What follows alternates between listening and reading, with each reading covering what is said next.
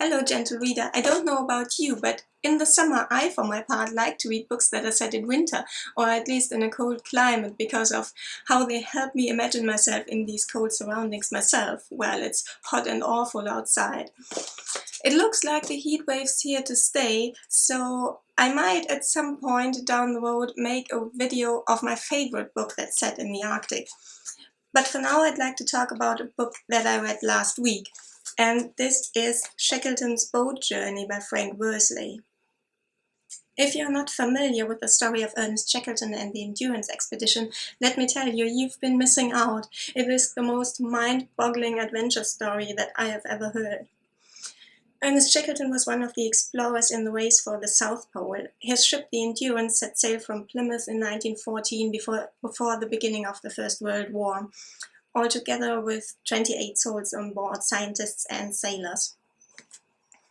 On their way to the Antarctic continent, the ship got stuck in the frozen Weddell Sea for 9 months, and at the end of that period, the ship was crushed and then sunk by the grinding ice sheets. The men then evacuated onto the ice, where they camped for several weeks, or months even, but then the autumn gales set in and the ice was literally breaking up under their feet. So they salvaged 3 boats from the wreck of the Endurance, towed them across the ice to the open water, and made a 5-day journey to the nearest land, Elephant Island, which was and is, I think, uninhabited.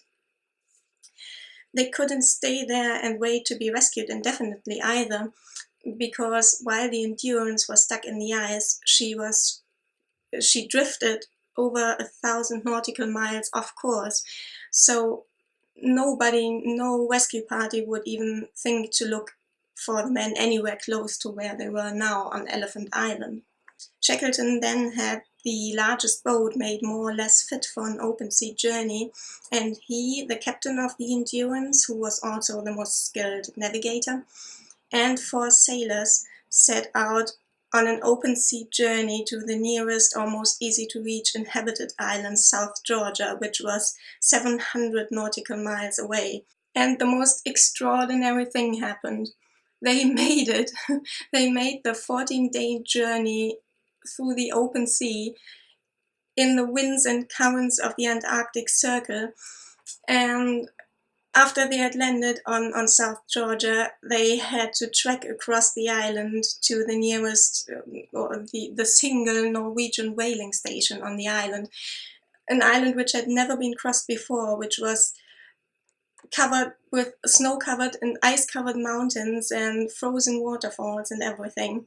And after they had alerted the Norwegians to their situation, it then took 4 months and as many rescue attempts to get the remaining 22 men off Elephant Island, because the sea was just so stormy, and in the end they needed the help of the Chilean army to get them off the island.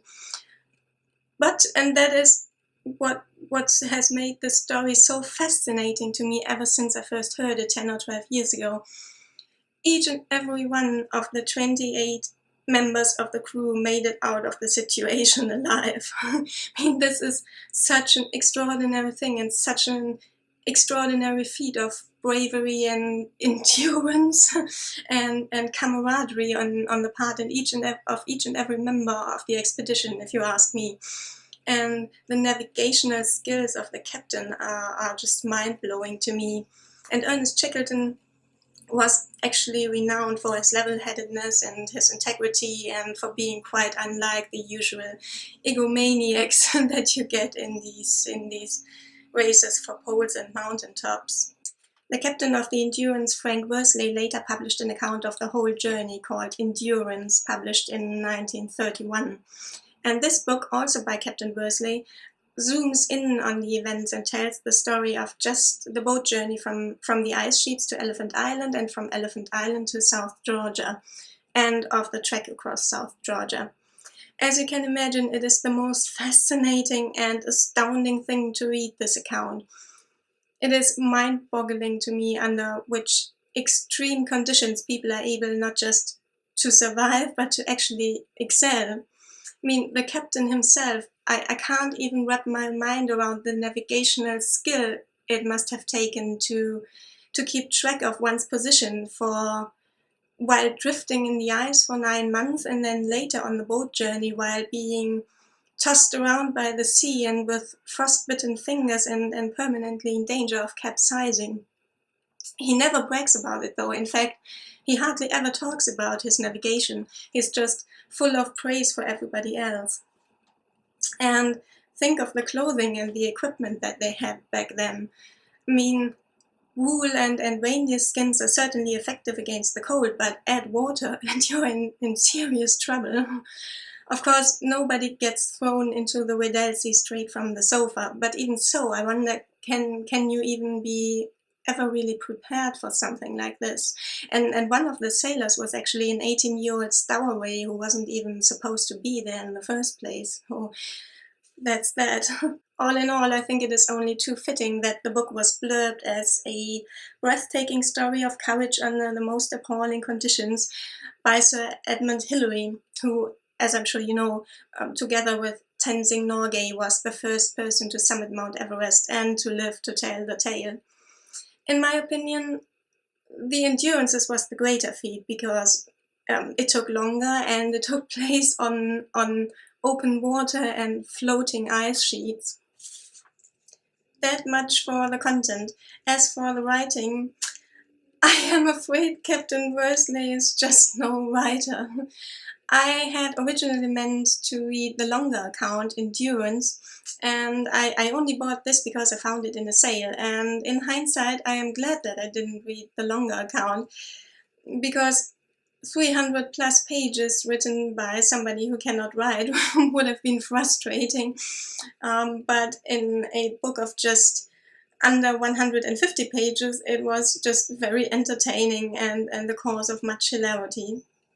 There are bouts of awkward attempts at lyricism in the book when Worsley describes the shape of icebergs or the activities of the killer whales, and those can cause some second-hand embarrassment, but a lot of it is genuinely laugh-out-loud funny. And some of it, I have to say, is even intentional tension relief, when Worsley talks about how the crew kept up morale by making light of the various calamities that befell them. For instance, when they had trouble reaching Elephant Island because of currents and the stormy sea, but also because there was no natural landing place, just sheer cliff faces on the island. Because of that, the crew renamed the island, and they dropped the T in elephant and added an H at the beginning of the word, so hell of an island. But I'm afraid most of the time the humor is unintentional.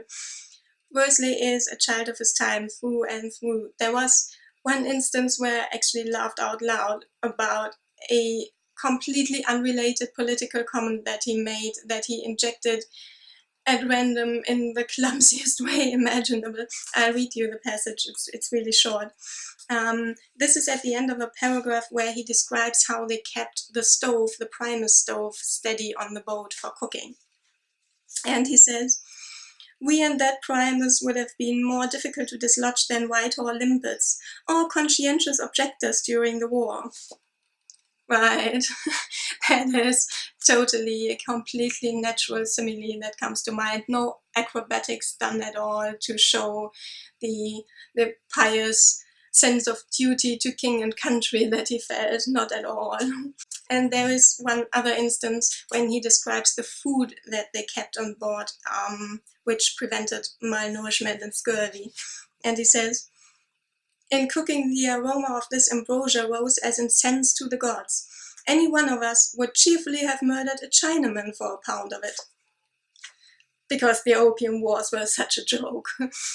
But the funniest thing of all is Worsley's hero worship of Shackleton. I mean, the man does seem to have been an extraordinary person, as it is witnessed by the fact alone that he got all 27 of his people out of the situation alive. But we really don't need to be told so on every other page to get the sentiment, do we? He's always going on about how Sir Ernest showed his typical unselfishness in this and that way, and Sir Ernest made a most noble act of self-sacrifice in such and such a way. And it's always Sir Ernest this, Sir Ernest that, and you come to expect that, and he always delivers on every other page. This is amusing and endearing rather than annoying though, and I was thoroughly entertained reading this account, albeit not always in ways that Wesley intended. But I'm laughing at him now, but I hope I got it across that I have huge admiration for Captain Worsley and Ernest Shackleton and each and every man on this expedition. And most of all, while reading this, I could feel the cold and the winds of the Antarctic, and this brought some welcome relief while it was 35 degrees in the shade. I can only recommend this short book, and indeed, if you're not yet familiar with the story of Shackleton and the Endurance, I recommend that you read anything about it, even the Wikipedia article, because anything and everything that I've read about it so far has had me mind blown. Anyway, that's all I wanted to show you today. Keep cool, people, or if you're actually on the other side of the world and it is winter, feel free not to talk to me about it because I am suffering here. Anyhow, I hope you have a nice weekend, and I'll see you very soon with another video. Bye, gentle reader.